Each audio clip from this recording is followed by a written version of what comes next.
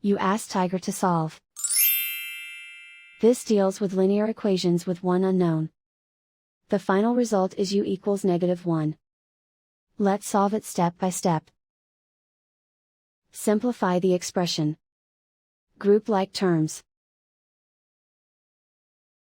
Simplify the arithmetic. Group all u terms on the left side of the equation. Subtract 2u from both sides. Group like terms. Simplify the arithmetic. Group like terms. Simplify the arithmetic. Group all constants on the right side of the equation.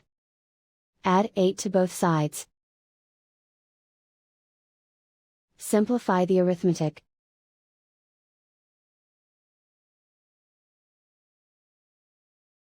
Isolate the u. Divide both sides by -7. Cancel out the negatives. Simplify the fraction. Move the negative sign from the denominator to the numerator.